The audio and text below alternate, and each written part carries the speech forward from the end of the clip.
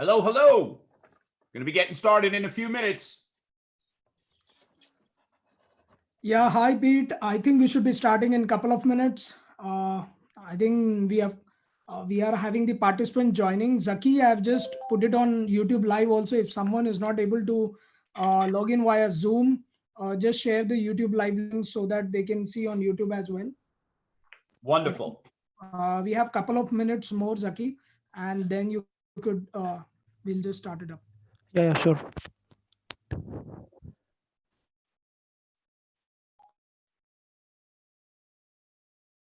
Good morning.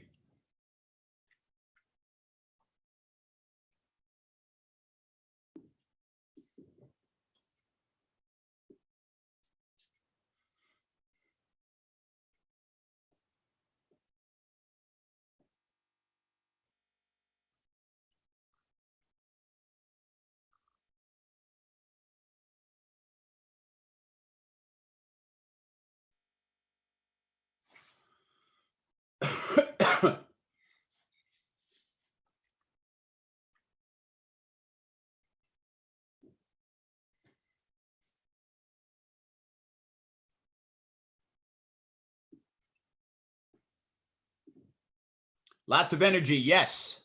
I don't know if you guys can hear me yet, but I'm reading in the chat.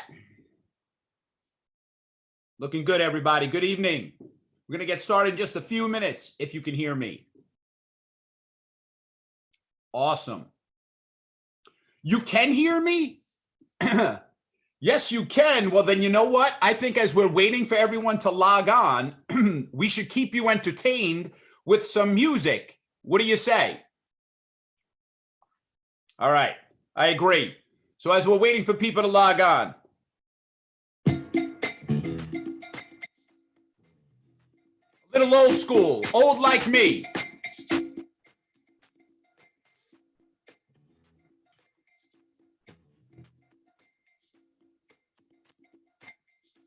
Sripal's gonna dance in just a few minutes. If anybody knows the words, feel free to sing along. Pitbull. I don't have anything from the 2000s. You don't stop the rocket to the bang man. Nigga say up, jump the boogie to the rhythm of the boogie to beat. Now what you hear is not a test. I'm rapping to the beat. Me, the groove, and my friends. Don't know the words? All right, it doesn't look like anybody knows the words. Let's try something else. We still got a couple minutes. We're having people log on. We're going to try one more song. Are you guys still there? I don't see anyone typing in. Can you still hear me? Yes. All right. We're going to play Name That Tune. Are you ready? The first one to name this tune is going to get 1/10 of 1% discount off the cost of the course. That would be 1/10 of 1%. That's all I can afford. Here we go. Name that tune.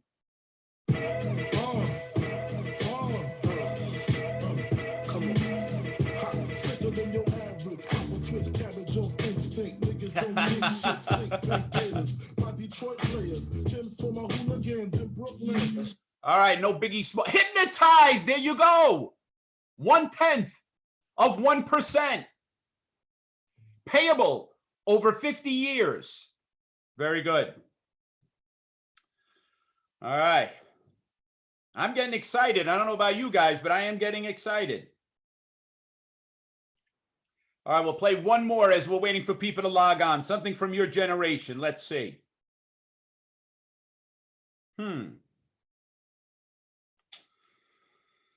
Let's see what we got. Something from your generation. Here we go.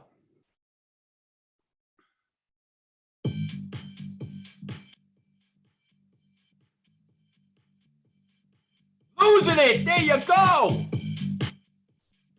We got a DJ in the house.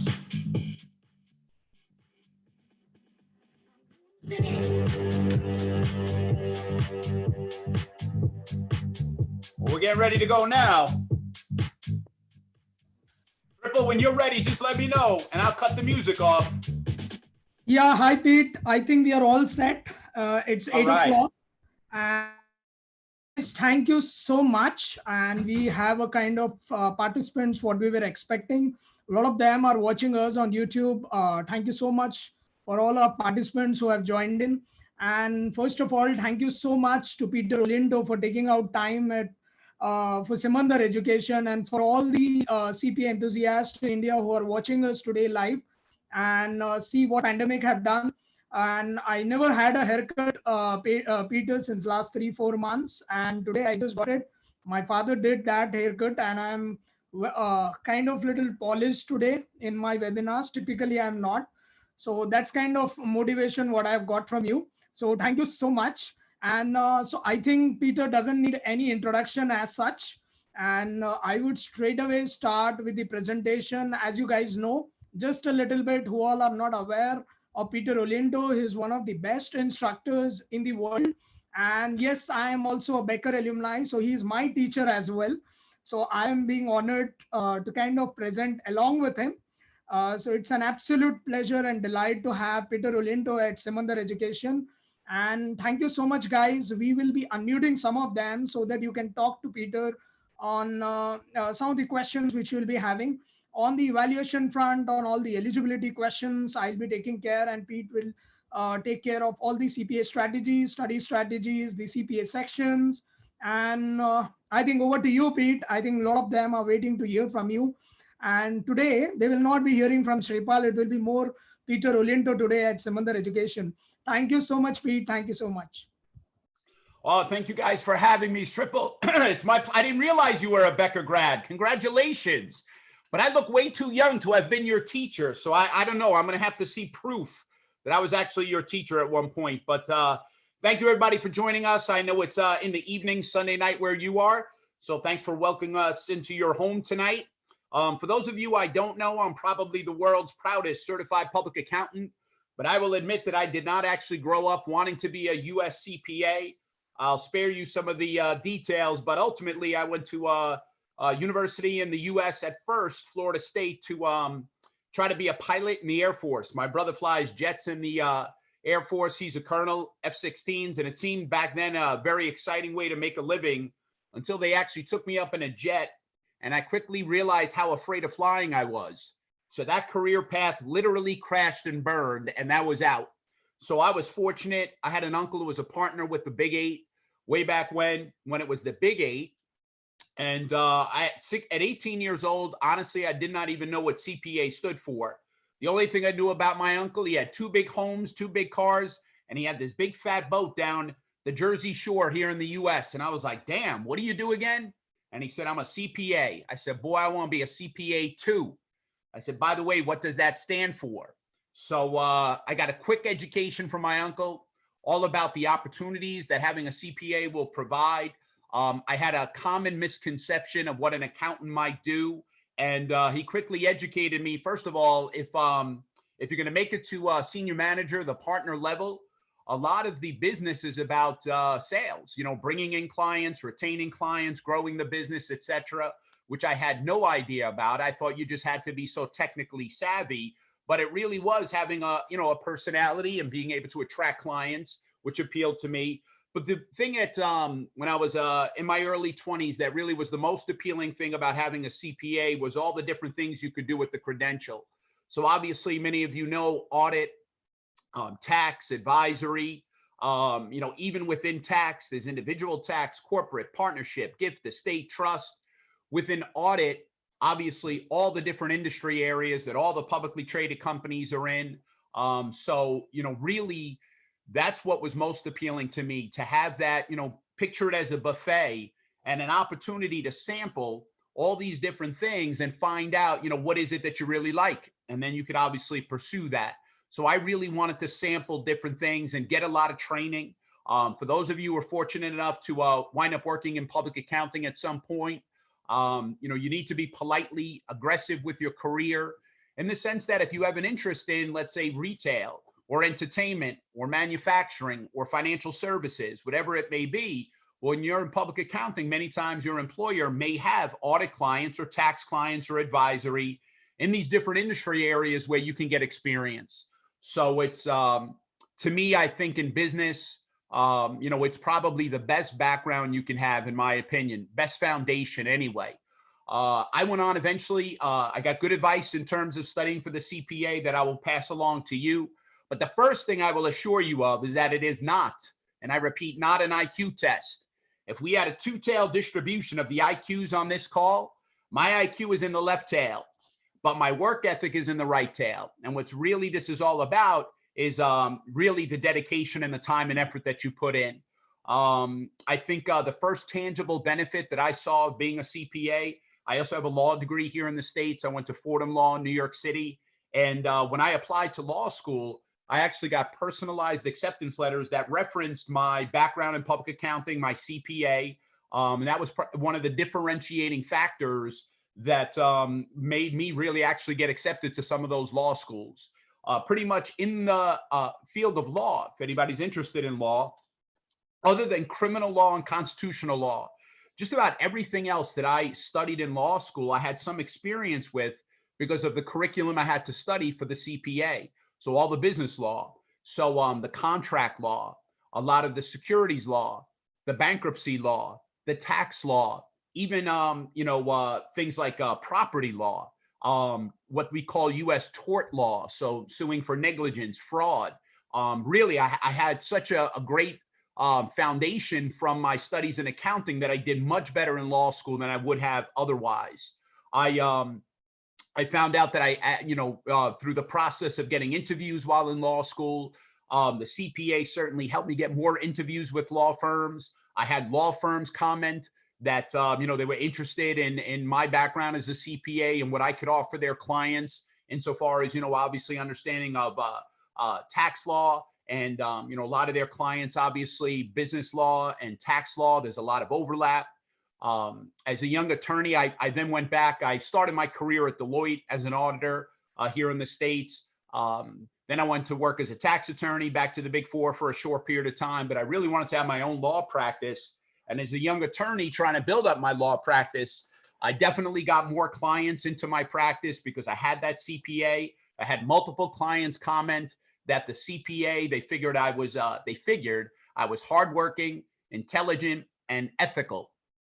And I figured 1 out of 3 ain't bad. So again, it helped me build my law practice. I started teaching when I was in law school. That's why I first taught in the US the SAT to get into college, the LSAT to get into law school, which led into CPA training, which I've been doing since the mid-90s. So how quickly can you do that math in your head and figure out if I started when I was 10 years old, how old would I be today? Go ahead, type it in. A cheese doodle if you get that right, potato chips. So that's where I got my initial teaching experience. So I started the CPA quite some time ago. I worked as a college professor at Fordham University in New York for almost 10 years, teaching a lot of accounting, business law, finance, but ultimately went on to sit then for the CFA exams. I don't know how much you all are familiar with the Chartered Financial Analyst exam, but had a great deal of interest in asset valuation, quantitative methods, and went to sit for the CFA. And lo and behold, the most heavily tested topics in 50 to 55. Damn. I knew I should have colored my hair this morning. I had the opportunity. I almost put the color in my hair and I didn't do. I should have done it. So yes, you are correct. 60 plus. Now I got to call my therapist. Hold on. Let me just pause for a sec. 60. I got to get my therapist on the line. So where was I? So yes, sitting for the CFA. Lo and behold, the most heavily tested topics in levels 1 and 2 of the CFA exam are accounting and heavy duty accounting. So not what you just see in an intro to financial accounting class, but really intermediate 1, intermediate 2, and advanced accounting. And you really have to have an understanding of accounting at an analyst level where you understand the use of the financial statements, whether it's the income statement, balance sheet, statement of cash flow, to help you try to forecast the inputs into any valuation model, or if you're doing some kind of credit analysis. So really, you have to know accounting in finance if you're going to be an analyst, really, as well as the accountants, if not better, because you got to be able to adjust those financial statements and really understand quality of earnings and the significance of a company choosing one method of accounting over another.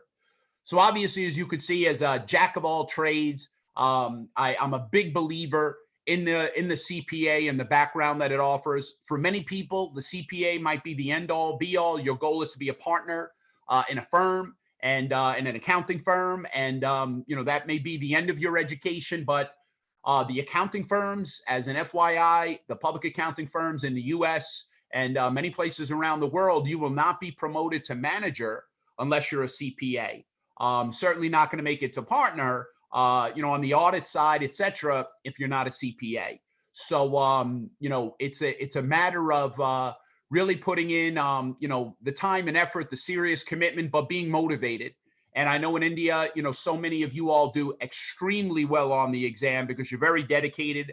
You're willing to make the sacrifice. And assuming you're willing and able to do that, the results are going to speak for themselves.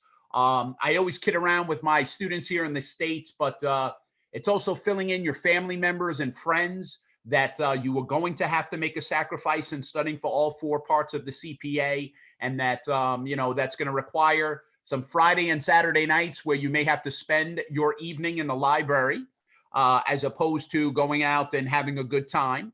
But that's part of the process. It's a short-term sacrifice for a credential that will pay you back the rest of your life. Before we go through the slides, I just want to mention a couple of things up front about our style of educating, especially international candidates. Although Becker's called a review course, when we teach the classes, there's no presumption of prior knowledge. Okay, so we realize many of you may not have a background in some of these topics. You might have learned international standards. You may not be as familiar with US tax law or business law, etc., governmental accounting. So there's a lot of topics we recognize even in the States where the US candidates, for whatever reason, didn't have a class in a particular topic. So we don't presume prior knowledge, okay? So right up front, you can rest assured everything you need to know to pass the exam, we're going to teach you.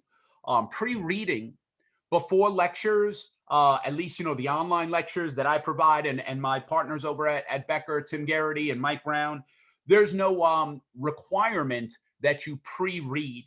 It's a luxury. It's certainly not going to hurt you. But once you get into the course, you're going to find that you have so much to do in terms of homework and practice questions between classes. We'd rather you spend your valuable study time in between the various chapters, reviewing and mastering what we've already covered, as opposed to previewing or feeling the need that you have to pre-read for the next chapter. Okay, we're going to walk you through what you need to know. In between classes, you practice and master what we've covered. It's really being patient, and you got to persevere. Slow and steady, I like to say, wins the race. Financial and regulation, certain parts of BEC are very math intensive. So they just take much more time to study for, because as you all know, sometimes correcting a math mistake could take you some time to figure out where you went wrong in the formula. And sometimes it's just a silly, input error in the calculation, but it takes time. The first time you go through the homework in some chapters, especially where you're not familiar, you might get 50% of the questions correct and feel not so good. But quite honestly, in some of those harder topics, pensions, consolidations, multinational operations, that's not uncommon. Again, it's not rocket science. It's not an IQ test. It's a matter of how familiar you are with the topic. So the first time you go through, you didn't do as well as you would have hoped, but you know what? You correct your mistakes and you learn from that pain of getting something wrong. It kind of burns inside you. What did I do wrong? Get yourself a good notebook. Write down where you went wrong. How did you get the formula wrong? Whatever the mistake was, write it down so you don't repeat that mistake. But that is part of the learning process. I'm also going to advise you not to use any study tools that are not available in our homework software. So you'll see that there are certain, the calculator that's embedded in the software, etc. Those are the exact tools you'll have available exam day. Same thing when you get to what's called the task-based simulations, which are longer problems. You don't have access to a financial calculator, okay? It's not like you can pull out your financial calculator, your HP or TI, and solve for the present value of a lease or a bond, etc. So when you're working your multiple choice and you're doing your homework, use the same tools that we make available to you in the software, okay? Because you don't want to get reliant upon things you don't have available exam day. Again, your financial calculator. I don't know how many of you all, most of my CFA students use the Texas Instruments. I'm an HP 12C guy. So old school HP, yes. The other thing about the US CPA exam is I'll show you each part of the exam is 4 hours. So it's somewhat of a mental marathon as well. You can't afford to get any questions wrong exam day because you're mentally fatigued.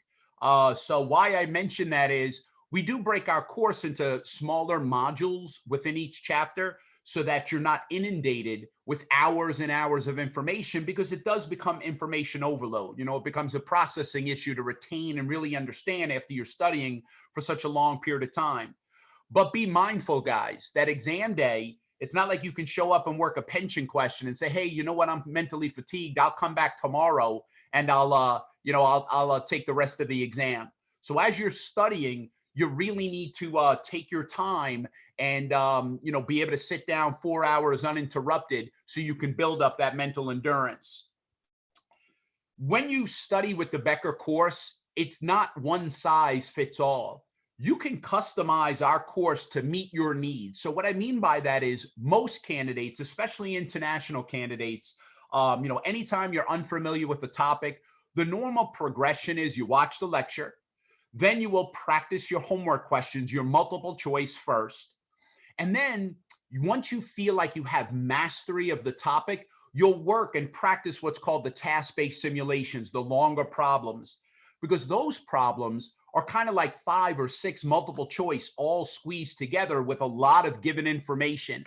And why I mention that is because even if it were an open book test and you're taking a question, you're working a question on pensions or consolidations or on statement of cash flow, just the given amount of information that you have to navigate is very challenging. And even if you had the formulas in front of you, you would find that they're not exactly easy. They're not impossible to do, far from it. You could certainly master and do them very well, but they take practice. So long before you practice and work the task-based simulations, I would like for you guys to have mastery of the content. The beautiful thing about multiple choice is it can cover a lot of ground in a short period of time, working different topics. Task-based simulations are the opposite. You're not going to cover as much ground because you're going to do a deep dive into an individual subtopic, okay? So, navigating a task-based simulation, if it's a statement of cash flow question, might involve looking at things like the balance sheet, the income statement, looking at different notes and putting together all of that information and synthesizing it so you can find cash flow from operations, investing and financing, etc. So we would prefer that you first practice the multiple choice, master the content, then you'll apply that knowledge to the longer problems. With respect to the task-based simulations and you're practicing, for most candidates, the volume of information and the number of multiple choice, it doesn't require you to watch the lecture, do every single multiple choice, and then every single task-based simulation before you move on to the next chapter. That's not required.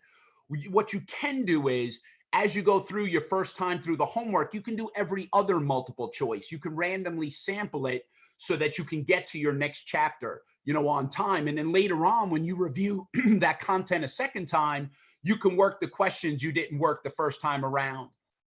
We're jumping ahead on the slides. What's going on? Are you telling me something? We'll get to the slides. Go back. We're getting there. Hang on. And if there's a topic, guys, where you feel very, very strong, if you feel very strong on a topic, guys, you don't necessarily need to follow that same progression. You can work, the multiple choice questions on certain topics where you feel very comfortable. You could go directly to the multiple choice and see how you perform. And that'll dictate how much, if any, of that lecture you need to watch. So if you work the practice questions and you get 90% or more correct, you're good. You don't need to watch that lecture. But if you, work the multiple choice and you only got 50% correct, you're not nearly as strong on that topic as you thought. So you better spend some time watching that lecture. I'm also going to strongly advise, as a professional test taker, between the bar exam, the 3 levels of the CFA, and all 4 parts of the CPA, I passed everything on the first attempt. I never failed anything. But as I've already established and you figured out, it's not due to a high IQ. What I did for every exam that I took that I think was the differentiating factor, I worked cumulative reviews along the way. So when you study, let's say, as I'll show you in a little while, financial, given that mountain of information, guys, you can't work chapters 1 through 10 without stopping along the way to review. Otherwise, out of sight, out of mind, if 6 weeks later or 2 months later, you go back to chapter 1, you forgot it all. So when you go through the course, after about every 3 chapters, regardless of what the topic is, whatever the, whatever part of the CPA exam is a general rule. Every 3 chapters, stop before you go on to the next chapter. You've got to do a cumulative review. You got to keep that information fresh in your mind as you're moving on to future topics. Studying, how many hours per day can you study? In my opinion, these are not exams you can cram for because of the volume of information. In addition, I have candidates who'll say to me, hey, Pete, you said about an average of 100 hours is what I need to prepare for this part of the exam. Let's say I said it was 100 hours. And they said, well, you know what, Pete? I'm going to study 20 hours a day for 5 days. It's not going to work. As you all know, the law of diminishing marginal returns. After you study 8 hours in a particular day, if you desire to do so, how much are you really getting out of that studying, right? So if there's a particular part of the exam, that takes 80 hours, it's very ambitious to say you're going to study 10 hours a day for 8 days straight. Generally not going to work, guys. You got to spread it out so it's manageable. You can absorb it, do your cumulative reviews. I also want to mention that for every part of the exam, when you schedule when you're going to take that exam, guys, give yourself at least a week or 2 to do your thorough final review where you can summarize, prioritize all that information you might have been studying for the prior month or 2. You generally need a little bit of a gap period between the last chapter and when you schedule that part of the exam so you can kind of put it all together, all right? And don't underestimate that time and effort you're going to have to do. The last thing I will mention, guys, I don't know your situation. Obviously, many of you all out there are in different positions, but if you have the opportunity, if you're graduating from university, and if you're fortunate enough to have time off before you start working full-time at an accounting firm, take advantage of that time. It's very challenging to study for the exam while working full-time. We have lots of people who do it, but you just got to spread it out over a longer period of time. So if you're in one of those fortunate positions where you have some time off before you start working full-time after you graduate, try to knock out a part or 2, if not all 4, before you start working full-time. I do in-house training for the Big 4 in New York City. I can't tell you the number of people that I meet that are up for manager who can't get promoted because they don't have the CPA. And these people are excelling at the firm, and the firm wants to keep them and promote them. Why didn't they pass the exam? You can quickly become a victim of your own success. Once you start working full-time and you're doing well at the firm and you're in high demand, all of a sudden that's that much less time you have to study for the CPA, okay? So if you can, before you start working full-time, try to get some parts out of the way. And I'll talk about the order of the parts in a second. Okay, now through our PowerPoint, after that brief introduction, as you could tell, I get paid, by the way. I love what I do, but I got a lot to say. So what is the US CPA? Okay, first of all, it is not an international credential per se. You've got to get licensed in one of the US states. Okay, and that's where Simandhar and Sripal are going to be the resident experts to help you figure out, okay, how am I going to go through this? What are my educational requirements? What state would be best for me to get licensed in, etc. So all of that and those particulars, the education, picking the state, that's where your local representative is going to be able to help you. And that's really why our partnership with Sripal and his group at Simandhar is excellent, because they can bring that knowledge to the table. The exam itself is uniform. So just as an FYI, whatever state you get licensed in the United States, that doesn't affect the exam you take. So every US CPA is sitting for the same CPA exam, okay? But the educational requirements, the experience requirements vary a little bit from state to state. That's why as an international candidate, you need the assistance and you need the expertise to help you focus on, okay, what state is going to make it easiest for me to get licensed given your educational background, okay? So Google US CPA, international candidates, look at the job opportunities. That will be very motivational when you see the opportunities it brings to you. Next slide, please.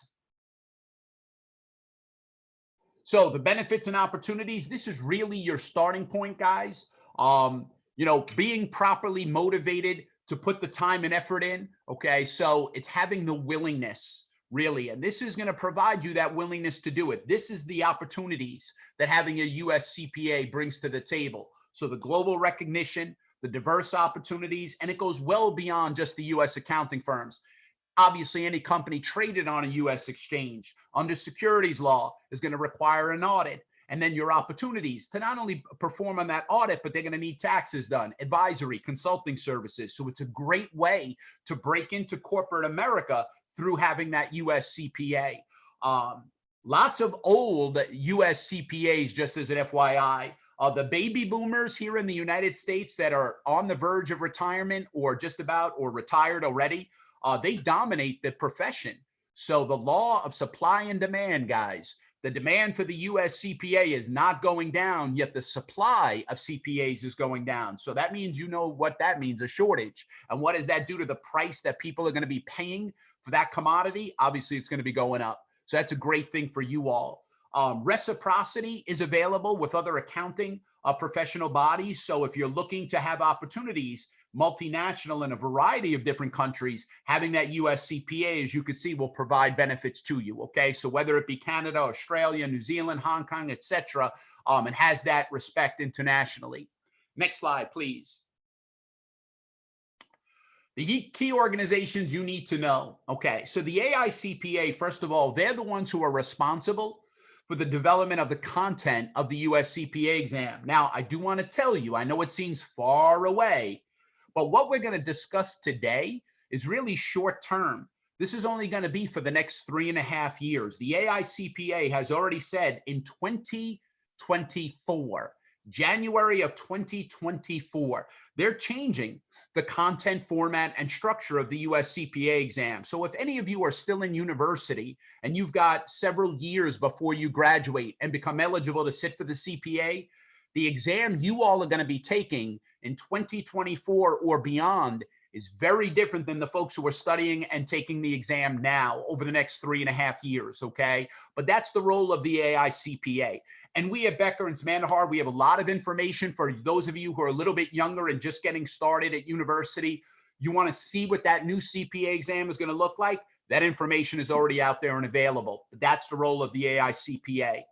The license is not a U.S. federal license. As I mentioned, the license are granted by one of the states or the territories in the U.S., Guam, etc. So if you want to get licensed, you have to apply to a particular state, the state boards of accountancy. Simandhar will help you with your application process, but just as an FYI, larger states sometimes process the paperwork themselves. Other states that are sometimes a little bit smaller rely upon what's called the National Association of the State Boards of Accountancy, NASBA. And NASBA takes on the role of really coordinating the efforts throughout the US and the 50 states to kind of try to make things as seamless as possible so that there's reciprocity. So so let's say you have a candidate who gets licensed in New York, but someday moves to California. Do they have to start the whole process all over again? No. So you can get reciprocity in another state if you move to another state. But NASBA really helps the state boards coordinate all their activities. They serve as the clearinghouse for processing a lot of the paperwork for many of the states. So NASBA, for some of you, if depending upon the state you get licensed in, you'll do a lot of interaction with NASBA. I do want to mention, by the way, the state you get licensed in legally, what's the difference? So let's say when I was a CPA, ironically, I got hired in an office at Deloitte in Connecticut. A lot of my clients were in Illinois, and I wound up picking the state of Colorado to get my license in for a variety of reasons. But the moral to the story is the state you get licensed in, you know what? You can practice and do a lot of different things regardless of the state you're licensed in until you want to sign off on something. So once you become, the partner level, let's say, and you're going to attest to something, you're going to sign off on the audit report on behalf of your firm. Well, you've got to be licensed in that state, okay? Senior managers, et cetera, when they're signing off on things, then you got to be licensed in that state to lawfully sign off on that audit report, et cetera. But insofar as flexibility between the states, until you get to that point, it's not as big of a deal. Prometric is responsible for actually hosting the exam on behalf of the AICPA. So to afford flexibility in terms of the different locations you have available to take the exam. For the most part, Prometric and Simandhar will give you the local expertise within India and elsewhere. Should you travel, hey, you know what different sites can I potentially choose to physically take the exam, okay? But you don't have to come to the United States per se and sit. Even in the US, if I live in New York, but I wanted to get licensed in California, I don't have to fly to California to take the exam there. So you could take the exam at any Prometric site, okay? So long as it's where you mail your paperwork and your check for the fees to that state, that's what matters. But where you physically take the exam, that has no effect on the state you get licensed in. Next slide, please. So the steps to become a CPA, guys, step number one is meeting the educational requirements, which we'll talk a little bit about, but everybody's situation internationally is a little bit different. That's where, again, you need Simandhar to guide you. What is going to be the state that is going to make it easiest for me to be eligible to sit for the exam? But you do want to be mindful early on, guys, because when you choose electives while you're still at university, you want to choose your electives wisely so that you can make it easier for yourself to meet those eligibility requirements. Submitting the application, as I said, relatively easy process, done online, but you got to figure out, where am I going to send this information? Is it to the particular state? Is it to NASBA? What exactly are you registering for? Well, one thing you're going to register for is obviously to sit for parts of the exam, but the other paperwork you sign up for early on, even though you haven't passed anything yet, is your eligibility to get licensed. So you're actually going to submit two applications, one to get licensed upon completing the exam and getting your experience requirement, but then also registering for whatever parts of the exam you're going to sit for at any particular time. Creating your study plan is huge. You got to have a goal. So you got to figure out, you know what, I'd like to have all 4 parts of the exam picked by a particular, passed by a particular date. The Becker software has this planning feature where you give us what your goals are and we'll help you put together a study plan, but it needs to be realistic. The last thing you want to do is study for too many parts, and generally you have the ability to sit for one part at a time. You generally don't want to study for parts simultaneously because you're diluting your studies over multiple parts, making it less likely you'll pass either of those parts. 100% of your study time, focus one part at a time. In my opinion, divide and conquer is the way to go. Scheduling the exam, we'll talk a little bit about this thing called the notice to schedule. But after your paperwork is proved, you're deemed eligible, given your education. Once you're deemed eligible, then they will tell you, they will contact you, they will give you this form via email, the notice to schedule, that, hey, you are now eligible to call a Prometric and schedule these parts of the exam that you've registered for. Now, you don't have to register for all 4 parts immediately. You might say, hey, I want to take one part every couple of months. So maybe, let's say your notice to schedule this thing, they might ask you, how many parts would you like to sit for in this 6-month period of time? You say 2 parts. Well, then you'll only pay for those 2 parts. When they look at your requirements and say you're eligible, they'll tell you you're ready to schedule these 2 parts. Just be careful. In the US, you don't want to make a donation to the AI CPA. So if you're very ambitious and you immediately sign up and pay for all 4 parts, and let's say this notice to schedule, they ask you, hey, it's for a 6-month period of time. What parts do you want to sit for? You pay and register for all 4 parts. But for whatever reason, you only wind up taking 2 parts. Do you get a refund? What do you think the answer to that question is? Go ahead, type it in. Do you think you get a refund? No. Can you have that forwarded to the next period and say, well, defer that enrollment to the next period? No. You will have to register again for any parts you didn't sit for within that 6-month period of time and pay again. So let's not have that happen. And then obviously the last step there, we'll cross that bridge when you get to it, okay? But obviously your experience requirement, whether or not you need to take an ethics exam on top of all 4 parts of the exam, that again varies by state. Next slide, please. Sripal, I'm cutting into your time. I'm sorry, my friend. No, Oh, you could go back a slide. Go back a slide. Yeah, US CPA exam highlights. So guys, it's a computer-based exam. It is no longer pen and paper and hasn't been in quite some time. It's on demand. Okay, so basically there are periods of time where you can sit. It used to be more difficult. So be careful. Colleagues who maybe took the exam just a year ago, things are regularly changing. So we used to offer the exam in these various quarters, these various windows where, let's say, you can sit anytime in January, February, but then only the first week or 10 days of the third month in any quarter. In the US, they used to block out 3 of the last weeks. So January, February schedule, first 10 days of March schedule, but then all of a sudden, the last 2.5 weeks of March, you couldn't take. That's changed. Now it's really an on-demand exam pretty much year-round, at least in the States. Now that varies a little bit internationally, but as a general rule of thumb, they've opened things to be a little bit more flexible in terms of scheduling parts of the exam. It's held not only in the US, various territories, international locations, which they'll talk to you about, India. They expedited having this available at the exact cities, etc. I'll defer to Sripal to communicate that information. But they've tried to make it so that it's easier for you all to sit in India by offering it there. And a lot of that was due, unfortunately, to the pandemic and not having the ability to travel, which we'll talk more about. Different parts of the exam, there were what we call testlets, mini exams within each part of the exam. All 4 parts of the exam have what we call testlets. There are 5 of these things called testlets. 2 of the 5 have all the multiple choice. The last 3 testlets in all 4 parts of the exam have either what's called task-based simulations, longer problems, or written communication, which is in the BEC section of the exam. That's the only part of the exam where you have to do writing is BEC. The other 3 parts, audit, financial, and regulation, you have to do research in one of those task-based simulations. You have to, because that's how things are really done in the real world. Most people are not walking around as an encyclopedia of all this information. They got to look things up. They want to make sure you can look things up, okay? What's the issue? Identifying the buzzwords, using the authoritative literature to find the rules, okay? It's not all that hard, but 3 of the 4 parts have research. Only 1 of the 4 parts has written communications.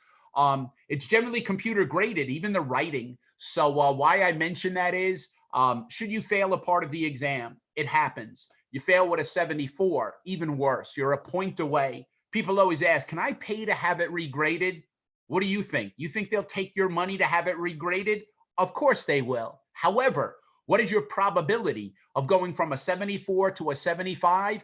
It is literally less than 0.1%. You have a better chance of winning the lottery. So save your money and buy some lottery tickets, okay? It virtually doesn't happen. But people do, pay for it. I've never met a candidate in the 25 plus years I've been doing this who's ever had an exam regraded and went from a failing score to a passing score. By the way, the 75% to pass is kind of odd. It's actually a scaled score. It's not exactly that you need 75% of the content correct. While that's the benchmark when you study to make sure you're getting 75%, the truth is it's a scaled score because 10%, up to 10% of the multiple choice questions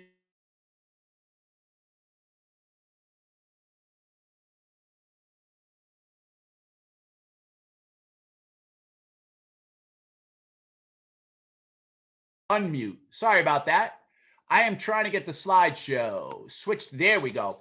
So some of the questions you work exam day, it could be 5 or 6 multiple choice, do not count towards your score. Can you hear me now? Can you hear me now? Beautiful. All right. So 5 or 6 questions exam day are what they call pre-test questions. So they want to make sure those questions are not too easy, not too hard. One of the task-based simulations, so in 3 of the 4 parts, you're going to have 8 problems, task-based simulations. One of those may not count towards your score. So why are they there? Again, to make sure those questions are fair going forward. So they test them out on you guys to sample it and see, is it a good question? So because of that, one of your problems doesn't count towards your score. Some of those multiple choice don't count towards your score. So obviously that's why it's not 75% of all the questions you work, because some of those questions do not count. You have 18 months, okay, after you've passed your first part, whatever date you take that first part, you pass, all of a sudden now time becomes an issue. If you don't complete the other 3 parts of the exam within 18 months, you start to lose credit for parts that you passed earlier on. You cannot have that happen. That's why I'm going to strongly recommend a particular order in which you sit for the parts of the CPA exam. The states don't care. You could sit in any order you want. This is my personal recommendation. This is what I believe. Have you learned LIFO accounting and FIFO accounting for inventory? Have they taught you that? LIFO, FIFO? Have they taught you LIFO, FIFO in accounting? Yes. Did they teach you HIFO, HIFO? Did they teach you HIFO at university? Did you know HIFO? You're about to learn it. You ready? Hardest one in, first one out. All righty. Everyone here, absent any other information, you should look to sit for financial first. You don't want that 18-month window to begin to close until you have the hardest part of the exam out of the way first. And financial, just given the volume of information for most candidates, is the most challenging. So this way, there's no time pressure.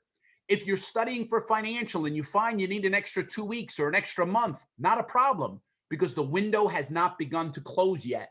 Study for financial first. It gets relatively easier from there, as you're going to see.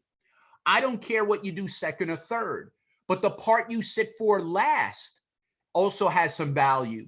If you're going to do audit for a living, please sit for audit last, because all the audit training and all the audit experience you get is going to help you exam day. So if the last part you have to pass is audit, and you're up against that 18-month window, well, guess what? That's your area of expertise. You can confidently sit for that part of the exam. And if you had to do a little bit of cramming, you can cram for something you're quote unquote an expert in.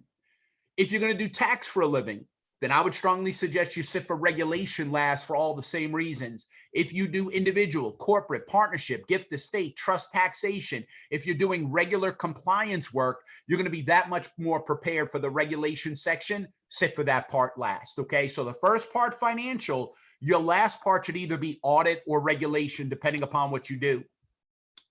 If you fail a part of the exam, guys, it's not the end of the world. Most US CPAs do not pass all 4 parts on the first attempt. And it's not for lack of ability or not having a high IQ. Again, it's not an IQ test.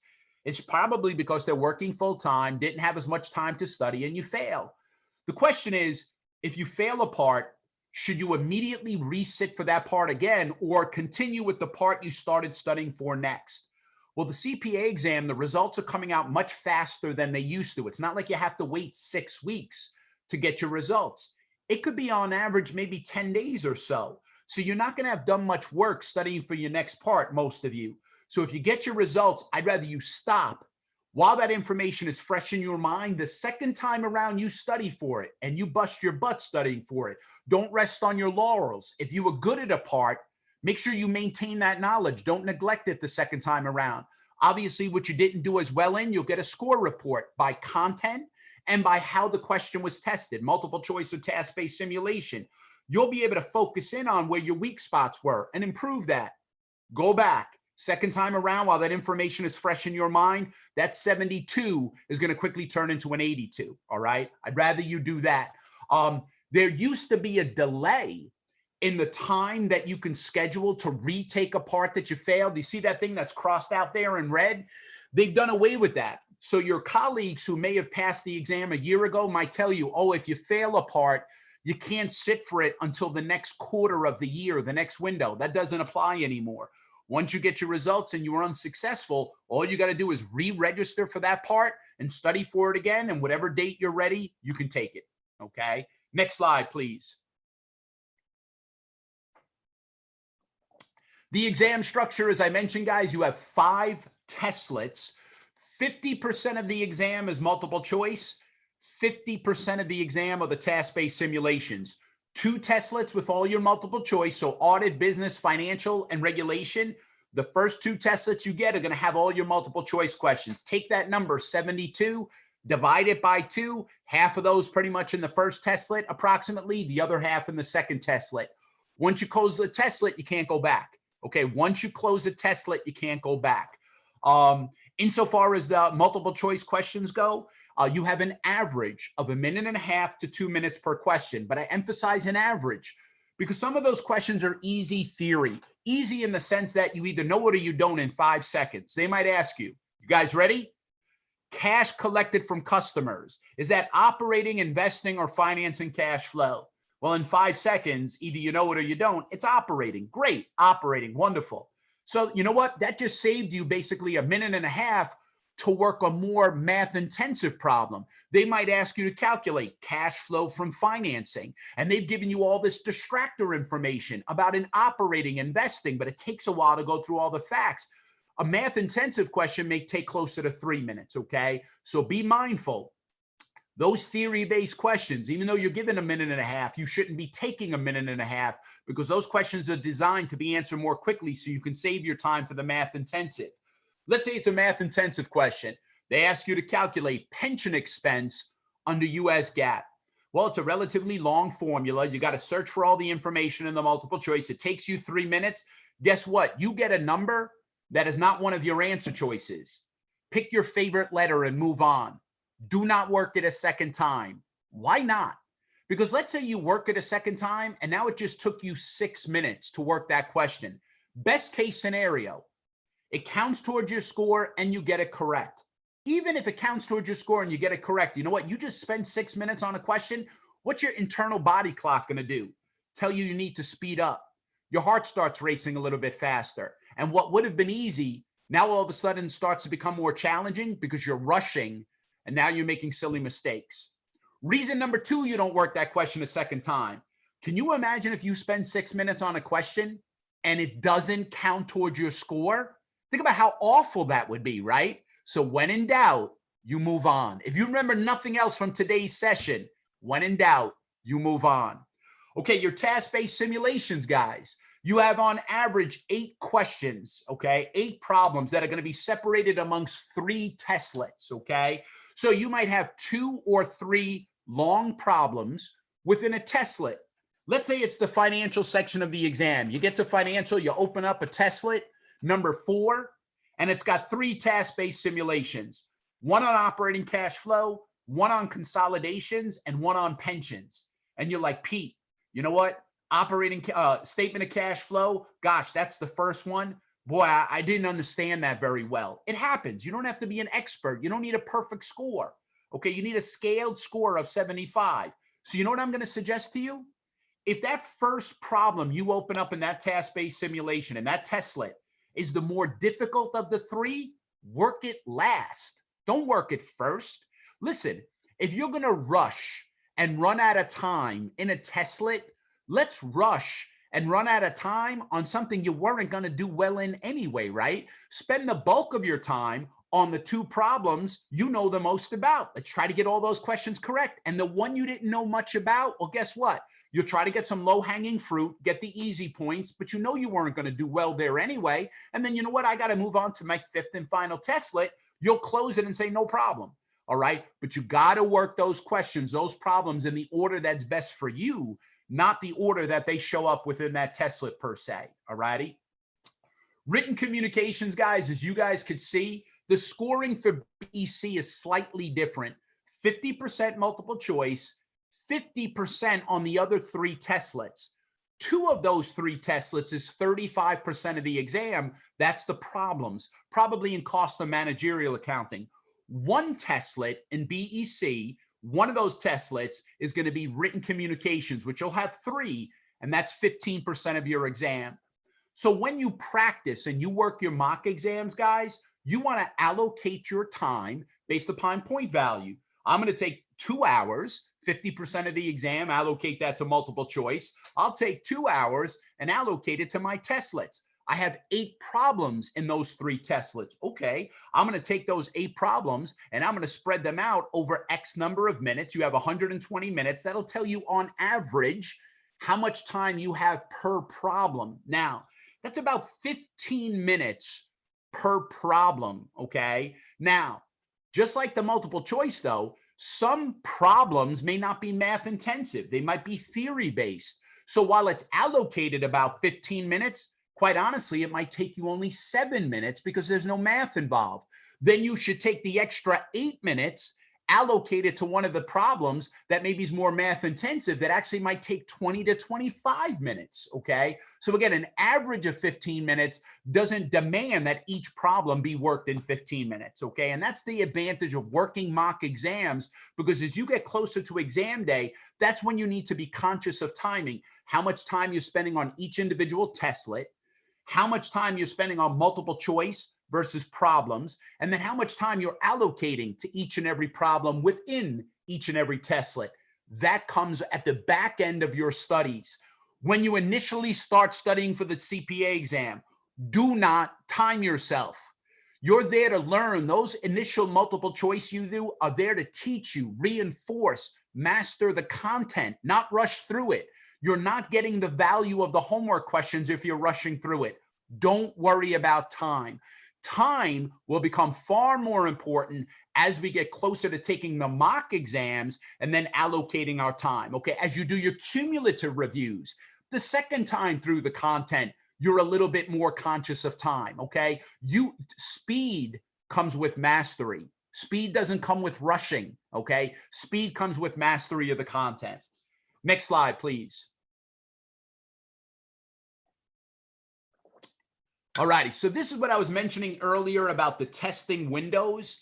All righty, so it's a little bit different than it used to be in terms of 3 months per window, but some of this still applies insofar as just allocating your, your study plan. Well, you know what, you got to apply, get that done first.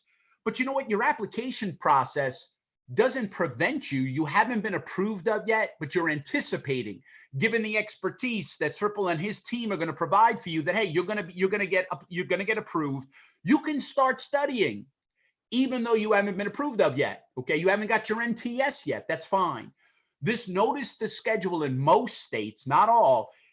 All that means is when you register to sit for the CPA exam, they want you to tell them, hey, what parts do you want to sit for in this 6-month period, and what parts do you want to pay for? Some states, that period of time is 3 months. Other states, 9 months. One state, 12 months. But the bottom line is, whatever it is, you tell them realistically, most candidates, 1 part per quarter, 1 part every 3 months, just in terms of timing. You might sign up for 2 parts, maybe all 4, but a lot of candidates, 2 parts in that 6-month period, okay? Now, the 18 months, as I mentioned, if God forbid you fail a part, you have plenty of time to take it again. If you're studying for 1 part every 3 months, that gives you 6 months as a cushion that if God forbid you fail a part, you have enough time to retake it, okay? Some candidates will study for all 4 parts, never mind 6 months. They'll study all 4 parts in 3 months. Very ambitious. That probably means you're not working and you're not going to school. You're just full-time studying for the CPA exam. But most candidates, as a general rule, they're probably studying in a 6-month period of time, 2 or 3 parts, okay? Some candidates, all 4 parts, but it does vary. Next slide, please. The audit exam, guys, most of you, to be eligible to sit for the US CPA exam, are required to take a certain number of credit hours in audit. Most universities do a fairly good job in making sure most of the topics you will encounter within audit have been covered at the university level, so that Becker, more or less, for some of those topics will truly be a review. There's always a topic or 2 within audit that the first time you're learning it, you're studying with us, is fine. You should probably budget between 80 and 100 hours to properly prepare for audit. The good news about audit, there's no math. The bad news about audit, there's no math. I like math. I could correct my mathematical errors. It doesn't require judgment. A balance sheet either balances or it doesn't. It's objective. Audit requires judgment. And without work experience and trying to study for audit, it could be more challenging than you may initially think. So don't underestimate the difficulty in audit, because if you don't have work experience, then how do you really have this judgment? Okay. So keep in mind that the audit section of the exam, yeah, there's a little bit of ratio analysis. I'll talk more about that in a minute. But for the audit, for the most part, you just don't want to underestimate the time and effort, even though mostly it's not math intensive. Next slide, please. Okay, financial section of the exam, as I mentioned, probably requires the most time to study for. It's basically a final exam for Intro to Financial, Intermediate 1, Intermediate 2, and Advanced Level Accounting. So what makes financial so challenging is just that volume of information. Some of it is for-profit accounting, for the most part US GAAP, a little bit of US GAAP versus IFRS. But then after you've mastered your for-profit accounting, you got to learn a little bit about governmental accounting. And there's a big difference in sense of the financial statements and the rules. For-profit accounting, there's a lot of time testing. Do you understand accrual basis? We record revenue when it's earned. You don't need the cash. You don't record expenses when you buy something. You match them in the period that item you bought helps to generate revenue. So that matching principle accrual basis. Well, that doesn't apply in the government. In the government, they don't earn our money. They take it from us. So when does the government record that tax revenue as earned revenue? It's something called the modified accrual basis. And then there's no matching principle in the government. It's not like they buy a fire truck and then they match the cost of that fire truck over the period that the fire truck doesn't generate revenue. When they put out a fire at someone's house, they don't mail a bill to the homeowner and say, you now have to pay us for putting out the fire. So there's no matching principle. That's why it's so important in financial. F1 through F3, stop, do a cumulative review. F4 through F7, stop, do a cumulative review. Now you've got a thorough understanding of the for-profit accounting rules, US GAAP versus IFRS, and what those financial statements look like. Then, after you've mastered the for-profit, you'll tackle the governmental accounting, okay? And the governmental accounting, you have to compare and contrast for-profit versus government doesn't have a profit motive, okay? Kind of, sort of. They're making money. Someone's making money, but nonetheless, there's no profit motive for the government. So the financial statements are similar, but there are some very important differences you want to be able to compare and contrast. Booking a budget, booking your activity, encumbering for things that you'll learn about. While I'm on this topic, for those of you out there who are still in university, choose your electives wisely. If you get an opportunity to take a class in US governmental accounting, I would strongly suggest you do that, because not only is it a significant percentage of the US CPA exam, could be 10 or 15%, but government accounting, the governments get audited as well. So if you have a thorough understanding of governmental accounting, guess what? There's a great opportunity to have a niche within your firm. Maybe you're going to like doing governmental auditing. You can't audit the government unless you understand governmental accounting. And in the United States, the second largest employer of CPAs is the government, okay? And I hear that the government employees don't work so hard. That's what I heard. Okay, next slide, please. The business section. Now, I don't know if any of you all like finance, but I like finance. I like business. I like the math. The math-intensive topics in BEC, corporate finance, what they call financial management, a lot of learning about how should I raise my capital? What combination of debt and equity? What's the advantage of borrowing money versus adding partners, issuing stock? So there are advantages and disadvantages. Who requires the highest return given the risk they're assuming? What does that do to the issuer's cost of capital? And that cost of capital becomes their hurdle rate for success. Should I make an investment? Well, what's the likely present value of all the future cash flows you'll earn on that investment? And what does that look like relative to the cost? Are you likely to make a profit or have a loss? Calculating what's called NPV. We're looking at the rate of return, what you anticipate on that investment relative to your hurdle rate, your weighted average cost of capital. Asset valuation. Stocks, are they likely to be undervalued, overvalued? Credit analysis. If somebody issues a bond, what should be their credit rating? What would that do to the coupon they should offer? And what does that do to the yield the public is going to want relative to the offered coupon? All that stuff, wonderful stuff, financial management, math intensive. If you have an opportunity in university to take a class in corporate finance, do it. Okay, you're going to get a big return on your investment.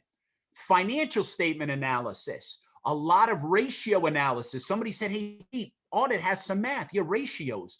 How do ratios better help you assess financial risk, operating risk? Is this company a going concern? Ratios are a little bit in BEC, a little bit of audit, a little bit of financial. So take a class in financial statement analysis, which is really using the financial statements to better understand the company's performance, trends, and what the target company looks like relative to the peers, what they call cross-sectional analysis. The other math topic in BEC is cost and managerial.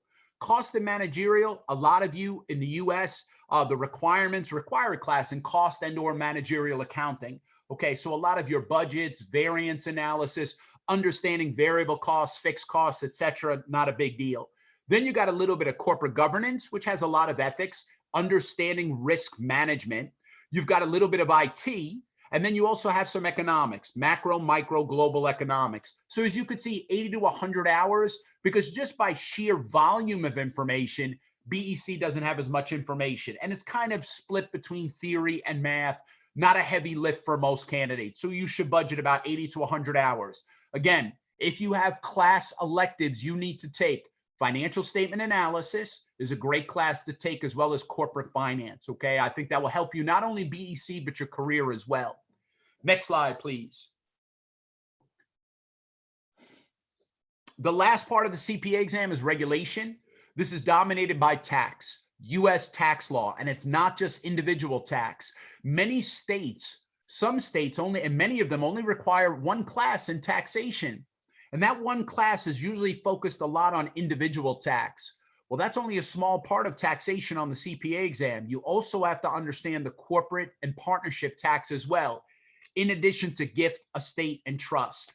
And listen, tax is a wonderful background to have, because what if you don't like audit? You want to switch to tax. It'll be a lot easier for you to make a credible argument in your firm to be transferred from audit to tax if you could show them you have a good tax background.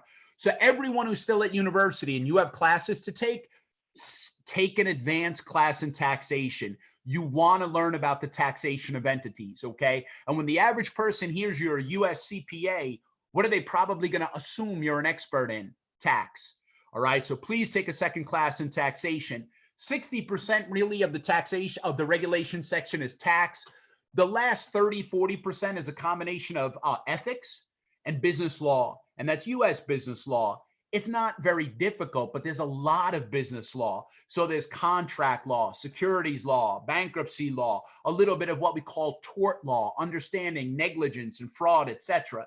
It's not hard, but it might be unfamiliar. All righty. So a lot of candidates internationally, 100 to 120 hours, really dependent upon how many classes you had in US taxation and US business law. Again, use your credits wisely. You need 150 credits to get licensed in the US. Those extra 30 credit hours, governmental, financial statement analysis. Take that class in corporate finance. Take an extra class in taxation and take an extra class in business law. Not only does it help you in terms of getting eligible to sit, but you're well-rounded, excellent background, regardless of where your career takes you, okay? The taxation, by the way, filling out tax forms, if you've never filled out a 1040, a 1065, 1120, all the different schedules, itemized deductions, interest and dividends, capital gains, you'll learn how to do that with us, okay? So we'll walk you through exactly what you need to know, but it takes time and it takes a lot of practice. All right, next slide, please. Pass rates, guys, no, they're not in the 80s or 90s, and it's not because people are not intelligent. It's because it's a challenging exam. And guys, it's not about practicing questions and then expecting that same question to appear exam day. I have a lot of students who put in a lot of time, but they memorize things they don't really understand. And when you don't understand, it's very difficult to apply that knowledge to a new set of facts.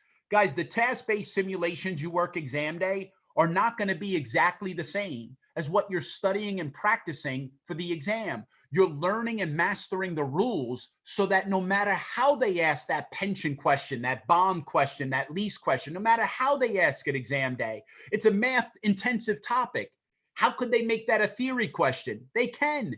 But if you have a thorough understanding of pension accounting, if they tell you we've changed the discount rate, the wage growth rate, the mortality rate, how's that likely to affect your projected benefit obligation? How's that likely to affect your pension expense? Will that change the fair market value of your plan assets? You're like, oh my God, I memorized all the formulas. I was ready to calculate pension expense. How could they do this to me? It's not just memorization, because if they take a math intensive topic, but ask about it in theory, and you have a thorough understanding, you could say, wait a second, I understand. I know how to apply this. I can get the lion's, you don't need a perfect score, but you could do well enough to pass. So please understand, these pass rates are what they are because a lot of people don't put in the proper time, don't make the commitment, and or they're merely memorizing without understanding. Okay. The vast majority of our candidates, and I'm talking about the vast majority, who complete the course and do the homework, they are thoroughly prepared. And a lot of them don't just pass. If you look at the award winners throughout the world who take the US CPA exam and get the highest score, these people are called Elijah Watt Sells Award winners. Over 90% of those people who've won those awards since like I can remember are Becker students. So look, if you aspire to get these ridiculously high grades, you can do that. But if your goal is just to pass, you could do that as well. But it takes time and effort, okay? It's not an easy exam. Otherwise, everyone would pass and it would devalue the credential. The supply would go through the roof and having a CPA wouldn't be valuable. Next slide, please.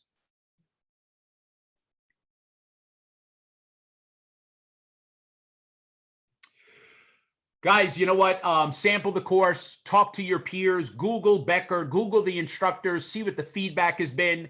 The course sells itself because it's so successful. These events are wonderful. But at the end of the day, you talk to your colleagues, you talk to the firms, you talk to the universities around the world, and in particular in the US and the accounting firms in the US, they're using Becker for a reason, okay? That speaks volumes about the quality of the course. But still, you got to put in the time and the effort, okay? As much as we could do to help you out, if you're not attending every lecture, if you're not doing all the homework, if you didn't do all the mock exams, if you didn't take the time to correct your mistakes, you're not going to do well, okay? The course is going to give you all the tools necessary, but you got to be willing and able to use those tools and make that commitment, all righty? So again, this speaks for itself. We're very proud of all these statistics. And we're very proud, by the way, of the Elijah Watt Sells Award winners who get these wonderful scores. But I'm just as satisfied as an instructor with Becker when I could take a C student who didn't think they were going to be able to pass because they didn't think they had what it takes, but we can help them through the exam. Nothing makes me prouder than that. Or we have a candidate who's been out of school for 20 years, goes back and says, I need my CPA. And they're basically relearning all this information with Becker and they pass the exam. It's wonderful. Okay, you put in the time and effort, you can and will do this. And part of that process, guys, is not just reading. Okay, the more senses you engage when you study, the more likely it is you're going to remember that information. So you read it, you write it, you speak it. Listen, if you're going to go out on a date with somebody, which I discourage you from doing because no dating until after you pass the exam. As a matter of fact, don't work out, no taking a shower, get your priorities straight. Do you want to be a CPA or smell good? But the moral to the story is you're on a date with somebody and you want to see, hey, is this person potentially my soulmate I'm going to spend the rest of my life with? If you're on a date with somebody and you talk to them about pension accounting and you recite to them the formula to calculate the change in the projected benefit obligation, if they're still there at the end of the date after you talked about that the whole night, you know you found your soulmate. There's somebody who's going to stand by your side the rest of your life. Either that or they're crazy. All right, next slide, please. All right, Simandhar Education. Sripal, is this you? Sripal, are you there? I am about to turn over to my local expert. Yeah, hi, Pete. Wonderful. I'm going to turn it over to you. Okay. Thank you so much, Pete. So that was a kind of scintillating 60 minutes of Peter Olinto. And I hope a lot of them have kind of checked what is it and what are some of the technical things and what are the sections you guys need to read. And I think Peter have kind of described it very nicely. We would definitely take up the Q&As also. Request everyone to put it in Q&A window. And before that, I will kind of quickly wrap up some of the important things which we want to take up in the last 4 slides, which is given to me by Zaki. So as you know, guys, in Becker, we have something called as Sana Labs, which we have acquired, which is nothing but the Adapt to You technology, which is a artificial intelligence, which kinds of check up which questions you have done wrongly, and then kind of analyzes those questions and then again puts up that questions in your software. So in that way, this technology kinds of analyzes your entire excellence in what you are been achieving in your test. So that's kind of analytical skills which are inbuilt in the software. And that's where you have those pre-assessments being removed from the Becker software. And now they have been added like a personalized learning kind of stuff. So this you will find it in the Becker software at the very end, right? Yes, Saki, next slide, please. Then we have something called a skill master videos in Becker, where it's like a kind of step by step where they explain you each and everything, and they explain you how the simulation has been arrived.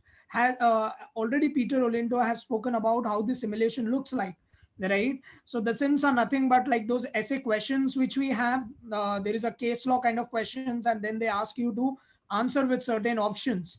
So in that particular case law questions also, we have something called as skill master videos, where they kind of explain you how that answer has been arrived. So this is also one of the best feature in the Becker what you have. And I think once you have that 15 days free trial, whereby you can see those skill master videos where step by step they kind of explain you how the simulations are and how they are able to answer that, right? Next slide, Zaki.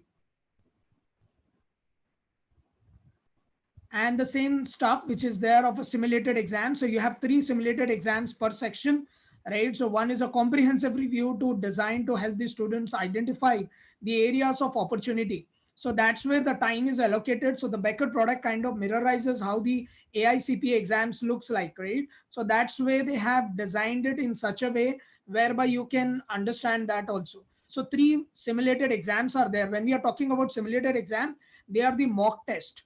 So 3 mock tests are inbuilt per section. So overall 12 mock tests are there in the Becker software.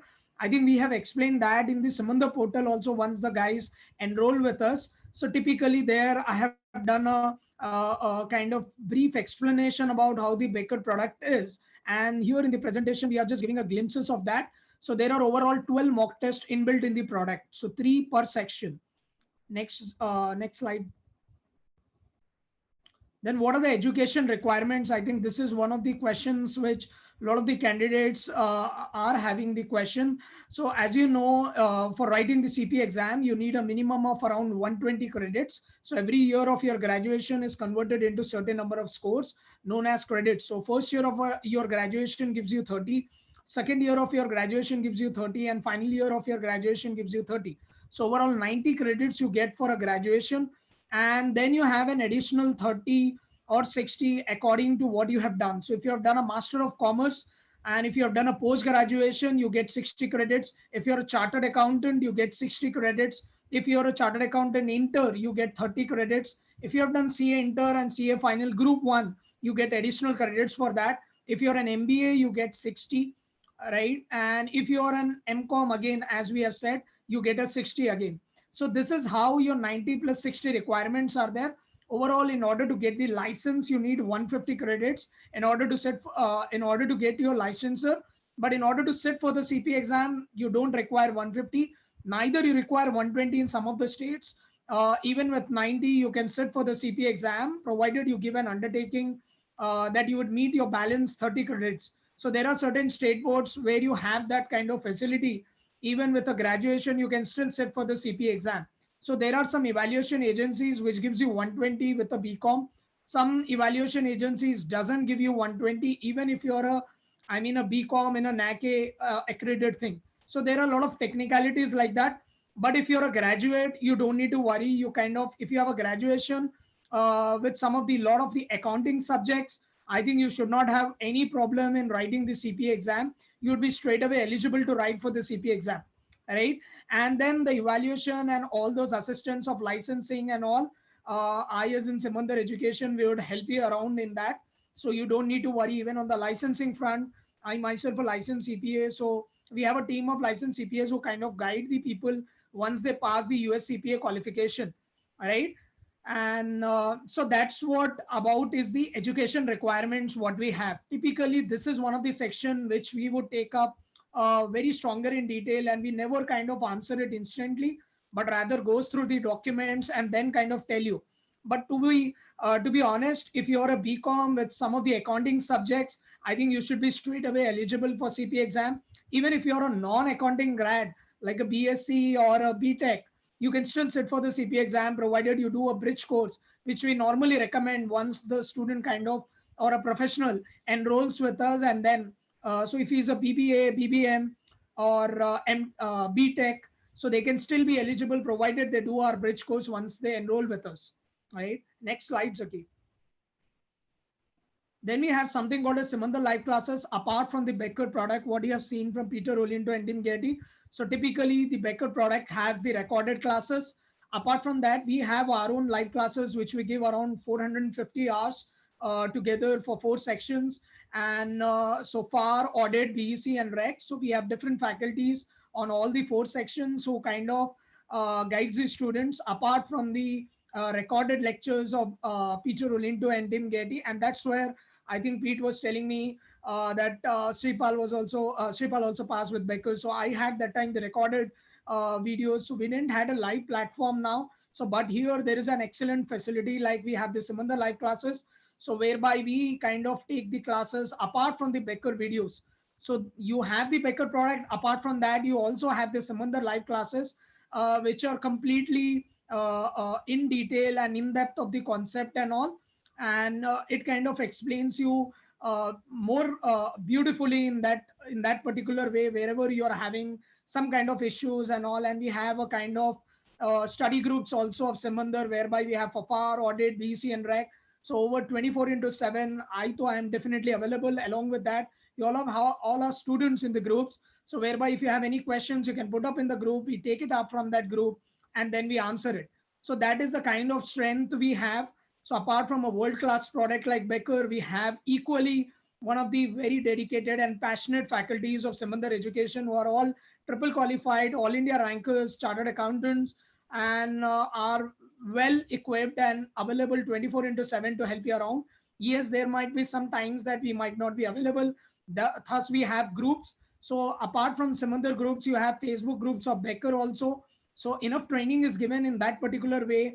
And we have something called as an LMS like Becker, whereby we kind of record our videos and all, and thereby you can access if you have missed any of the classes. So you could kind of go through that questions and kind of answer those questions also, and kind of go through that classes as well, in case if you have missed any of the classes, or if you have not seen that, if Becker or Simandhar doesn't go in detail, you can complement each other and kind of pass the exam comfortably, right? So next slide, Zaki. These are our certain placements which we are talking about. The US CPA exam is typically getting very popular, and we have been placing the students at EY, PEGA, BDO. We are tied up with Deloitte. We are tied up with EY. We are tied up with, there are different companies where we are trying to work around with, right? So our bigger clients are Deloitte and EY. And now we are kind of exploring, and so we also are tied up with AIG, and there are a lot of corporate sessions which we are doing with. And I typically enjoy a huge corporate connections as such. So I personally monitor the students and mentor them and kind of make them ready for the jobs, right? So we also have our corporate grooming sessions, whereby we train the students in all the latest skills, what the market is looking for, and that's where we kind of place the students. So these students were placed in the COVID time, and you all know how tougher it is to place the students in the COVID time. So it's not an easy thing for us, but that is how it is. Apart from our training, we also believe that placements are a very important thing in India, and that's where we are working around that and trying to rest assured that whoever passes the CPA or the CMA qualification, they are rather placed in a very good company, right? Next slide, Zaki. So these are some of the sessions which we have taken up. So we had the Invesco. So we are tied up with Invesco. So we had the Director of Finance of Invesco giving the corporate session. We had Reliance CFO Rajneesh Jain coming up in Simandhar and talking to our students. So I myself have given session in Reliance on blockchain, addressing 450 chartered accountants. And that's where in COVID time, things have got reversed. We got Peter here. Along with that, we got all the leaders where I myself have given sessions in those companies. So we had the DE Shaw director head. We had Ashu, who's the EY GDS head. We had Shailesh Haribhakti, who's one of the very popular figure and chairman in almost more than 15 companies, listed companies. We had Infosys deputy CFO. We had Deloitte Managing Director, we had Treasury Heads, we have Devendra Bagri, who's the Standard Chartered Bank Senior Vice President, we had Novartis Finance Heads. So there is too much of, I would say, we had the SAP CFO coming up. So we are thoroughly connected with huge corporates. It's not like if a person is in Big Four, we are comfortable of making them what they like and which industry they want. And we want to become an organization that students should tell us that this is a great organization and we should be in a position to place them. And that is our ultimate objective of conducting. And all these companies, guys, I myself have went and given the session in those companies. Like I have been Infosys alumni, I have been EY alumni, I have given sessions in D Shaw, Reliance, Invesco, Novartis, Eisner Amper. So these are all the companies which we have already given the sessions, and it was not a tough thing for me to bring those leaders here and address them for to you guys. So I think this is what we were looking for. We wanted a strong knowledge partner. We wanted a passionate faculties, and we had both from Simandhar as well as from the Becker, and that's where we have been doing all those particular things. I have not taken more than 12 minutes to kind of brief about what is our objective and what is our goal, and that is very much synonymous with what Becker wants. It's the quality in everything, and that's where not only in the training but also in the overall corporate grooming, overall student help, overall student support, in evaluation, in licensing, in assistance, in solving the small questions, in solving the questions of non-accounting background who have absolutely no idea about what is accounting. So we have been going a lot in depth of the concepts and trying to solve a lot of the student queries. Next slide, Zaki. So I think these were some of the sessions which we have been giving. So this is what is Wells Fargo. Next, Zaki, can we be a little faster? Because I think we have surpassed the time. So this was in Geo where we have given the presentations. So we had the Reliance Geo CFO, and this was me representing at Geo Talks. And these were some of the things where we have been AIG. Next slide, Zaki. So these are some of the corporates which we have visited and we have given the session. So when student asked me what is the scope of US CPA, so this was me addressing in Amazon. So Amazon hires US CPA. So I have been giving sessions in Amazon, Infosys. So we have been sending a lot of the profiles to them and making them aware of these qualifications. You have Synchrony, you have EY. So these are all the companies which we have been visiting and giving our sessions across. So we have Capgemini, we have Hitachi, and so I think the list kinds of goes on and on and on. So there is enough kind of evidence that US CPA is typically a very good qualification to have. And through our latest placements in pandemic, we are well aware that what we wanted to achieve, and we are on our way to achieve those particular things. Even though the time might be bad, we are still doing everything to make the students place once they pass. So that is what we have been doing since 3-4 years, and now we have been consistently doing now in the last 4-5 months, and we have been addressing to that particular thing. And these were some of the sessions at Microsoft, Citrine. So we also tied up with Citrine, and this is at Deloitte and all sort of stuff.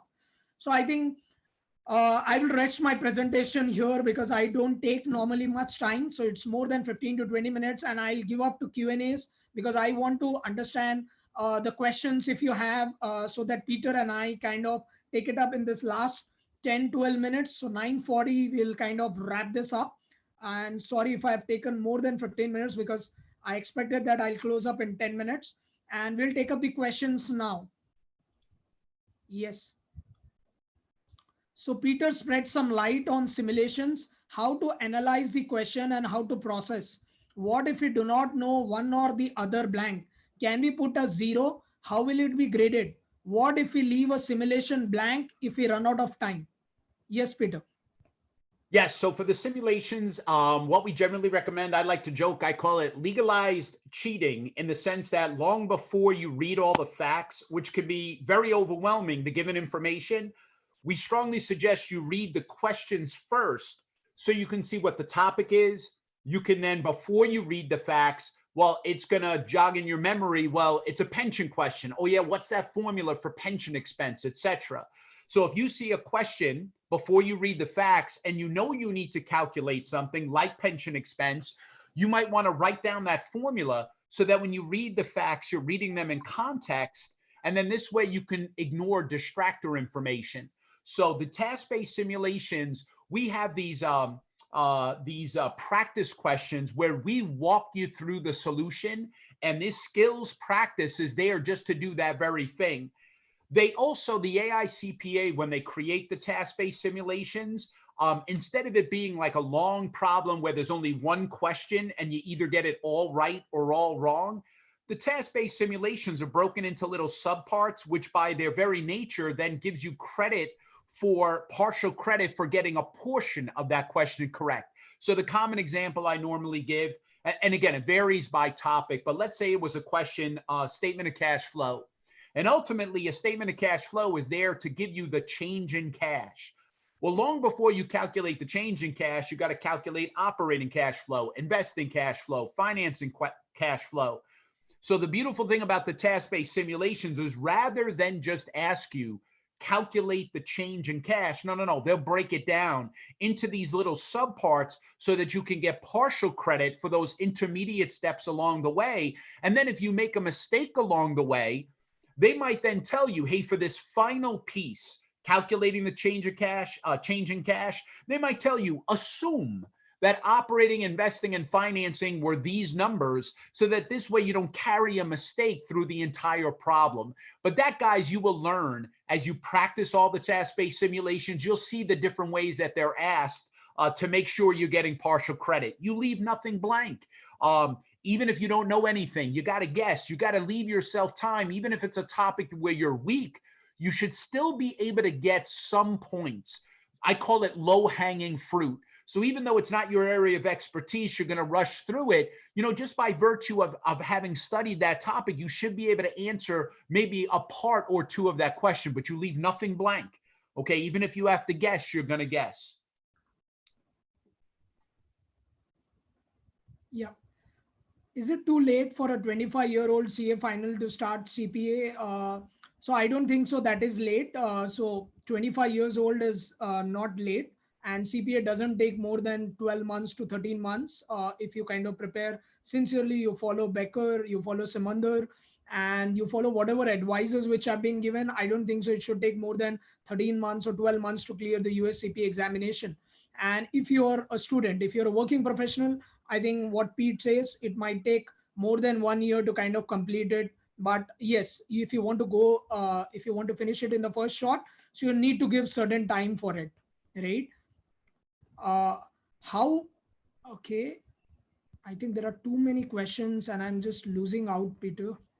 Sripal, no worries, guys. If we don't get to your question, I'm sure your group, Sripal, you can have your colleagues assist you and respond. So, or do you want to give them your email or an email address that they can send their question after the seminar? Because we're not going to get to all these, that your group can then respond. So we are just taking up 5 to 10 minutes to answer some of them. And then we kind of give it up the website details and the email IDs. One question, Peter, for you is, do you advise going through FASB while studying each chapter? If yes, no, chapter no, too much detail, guys. No. What's in the Becker materials is more than sufficient to prepare you to pass this exam. You do not need to refer to any outside sources. A simple desk calculator provided in exams. I read on Facebook group of Becker that we are provided with desk calculator. So that's what I mentioned earlier, guys. So you're not given access to you can't bring your own calculator. You cannot use a financial calculator when solving, even if it's a present value problem. What we do give you in the software is access to the same tools you'll have exam day, whether it's a research question or a math question. You get a basic calculator. You'll see it on our software. It'll pop up. So when you're looking to solve a math problem in the multiple choice, you'll see the basic calculator. It's exactly the same thing you'll have access to exam day. So for example, instead of solving using a financial calculator to get the present value of a lease obligation, you might have to solve for your present value factor for an ordinary annuity, maybe solve for the present value factor of a single cash flow. And then you'll use those present value factors to ultimately solve for it's not a big deal. So you're going to get instruction on exactly what's available exam day when solving problems. And then we will show you how to use those tools to answer those questions exam day, but you cannot bring in your own calculator. I have taken US CPA after 19 years. what would you suggest the best way to approach the preparation? I'm working full time right now. So one part, I would honestly say you should probably spread each part over 3 months. Being that you've been at a university for so long, a lot of the course, you're not going to be reviewing anything. You're going to be probably studying for the first time. At least it'll feel that way. Rest assured, we have many successful candidates like yourself who go into the workforce, change of career or otherwise, then go back and study for the CPA. However, when we showed you in the presentation, right, the average number of hours it's going to take to prepare, that is skewed towards candidates who've probably been out of university 5 years or less. If you've been out of university more than 5 years, you probably need to increase those numbers by no less than maybe 30, 40, in sometimes cases 50%. So if we recommended 120 hours, you're probably looking at closer to maybe 160 hours, given that a lot of what we're covering, the first time you go through it, you're learning it again. The second time you go through it, now it's a review, okay? So you've got to be prepared to spread it over a longer period of time. What is the scope of, I think I've lost it again. What is the scope and your advice for a person who becomes CPA at the age of 30 without any prior work experience? Yeah, I mean, this is where you have to do your due diligence, guys. I think all of this information is available on the web. So, I mean, given your situation in India, you really need to research. And obviously, Simandhar Education can give you a lot of background on that. But what are your job opportunities if you are, like you said, out of university for a longer period of time, you're X age? But listen, this is it's growing. And as you know, if you miss one of the first few slides, the number of CPAs around the world is dramatically declining, because the average age of a US CPA, 75% of them are the baby boomers who are now retiring or approaching retirement. So that's opening opportunities like never before. And a lot of what was done internally or domestically in the US, a lot of this work is now being made available, in particular in India and other places around the world, giving you these opportunities. But rather than me just telling you that, I'm not looking to sell you. Do your due diligence. That's part of your willingness and your desire to get the credential. What's that opportunity? So really, there's a ton of literature out there as to those opportunities that will be made available to you. And that's got to incentivize you to put in the time and effort. Okay. So I think we have 5 minutes, and I'll just wrap it up with some of the questions. I have discontinued my study. I have graduated MCOM in 2007, but now it's a gap of 12 years. How do I need to prepare the CPA? I think Pradeep, Peter, I've already spoken about that. So even after you have started after 12 years, it's something that you don't know anything, right? So you must be more happy now that you haven't studied anything. So the urge of knowing will be more. And I think that's where you would enjoy the subject more also. So I don't think so that you should have any issues, even if you have started after a long period of time. Hello, Sripal. I'm an assistant professor with 15 years of teaching experience at undergraduate level. What opportunities CPA can give me in teaching field? Definitely, yes. I think there are a lot of opportunities in master's level, even in US, if you kind of apply for visa and all. And I think if you're a CPA, Pete, I think we definitely have those opportunities in the US colleges. What is your view, Pete, on this particular question on teaching field if you're a US CPA? Yeah, I think what you bring is you have a niche in that you have your international expertise and knowledge, obviously, about GAAP around the world outside. I mean, the vast majority of US CPAs, their knowledge and their expertise is US GAAP, right? But around the world, we don't have exposure to the international financial reporting standards the way you all do. So you can take, if you can combine your knowledge of US GAAP and then with your local knowledge of the international accounting standards, you bring something to the table that really sets you apart from the rest of your peers. Really, so even somebody had asked about, well, we don't learn US tax law or US business law, and nor should you, because you're in India, wherever you are around the world, you're learning your local rules and regulations. But when you have that global perspective that you can teach and compare and contrast various, tax regimes, how things are done, progressive versus a flat tax system, US GAAP versus IFRS, that's really where you set yourself apart.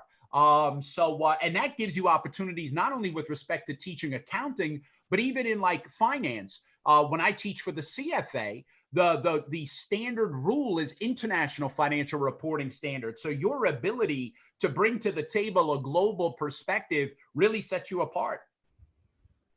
Thank you so much, Peter. So, guys, I think we are having more 4 minutes. So 9:40 we should close off. So, any last questions? How to handle simulation with more exhibits? Best practices to follow in? What are the best practices, sir? Does a qualification like CS count for a valid education qualification? Yes, Vinay, that counts, right? Yes. Next question, guys. Becker has another book called Review Books. Does it have additional questions for practice? I think final review is the only thing. There is no additional thing apart from the final review. Uh, I had taken a break for my daughter. Will I get a decent job after CPA? Yes. Is there any additional edge if I clear all 4 parts together while working full time? Yes. I'm doing my MBA first year. Can I enroll and prepare now? Yes. Is CPA useful to do internal audit? Yes, but CIA would be a better choice. How long does it take for a qualified CA to complete CPA studying full time? 13 months. How long exam will happen in India? I think next year till August, September, the slots are open. Does US CMA qualification get US CPA eligibility? No. When to apply for NTS to sit an exam window, say March 2021, you can apply in November or December. Ankit, if you're planning to write the exam in March 2021, are candidates placed only in India? Yes is the answer. In US, already there are a lot of things happening up due to pandemic and all, so their preference will be US citizens. Would you explain on change in AICPA format for exam in future that is applied from 2024? Now it is not the case. So till 4 years, you don't need to worry, Sai, on that particular thing. Yes. Any tips would you recommend for what is the level of content and material in CPA in comparison to Indian CA? I would say the material and the content is same. It's just MCQs and simulation based. So I think it is more practical in that way. CA is more theoretical in that way. So it is much more in depth, but CPA is very specialized. Can we get placement in Canada or USA? I'm not sure. I'm in MCOM first year and BCom graduate. Yes, you are eligible. Being a CMA, will it be easy to crack CPA? Yes. I've taken a 3-year gap after my MBA finance graduation. Will CPA help? Yes. Will US GAAP help in understanding India's? Yes, because IFRS and US GAAP have slightly converged on most of the things like financial instruments, revenue recognition. So you might find much more similarity there. Okay, so I think that's all we had from 9. That was amazing. I can't believe how you fired off those answers. My goodness. Thank you so much, guys. So 9:40, I think I promised Peter for 1 hour, 10 minutes. So we have surpassed another 30 minutes for that. And I don't know what Peter will do after this session to me. And whatever questions you have, guys, www.simandhareducation.com. That's the website where you get the contact details. All right. So www.simandhareducation.com. I repeat again, the contact numbers are already there in that. So if you have any questions and all, you can put it up. And thank you so much for attending this.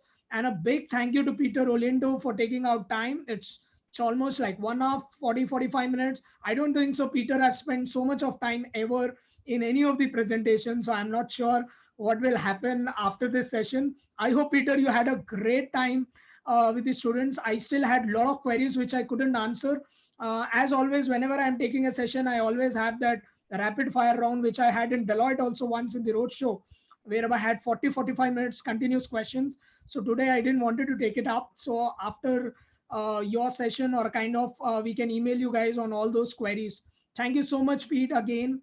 And I'm sure you would have enjoyed and had a great time in the session.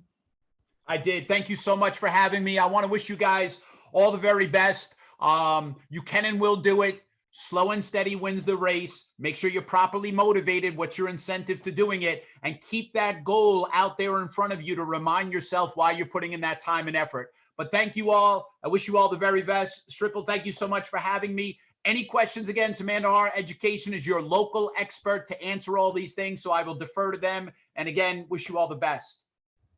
So guys, Peter is also available on LinkedIn. You can always connect to him. Yeah, no messages on LinkedIn, but yes, you can definitely connect him and follow him. Thank you so much, guys. Thank you, Peter. Thanks a lot. Bye-bye.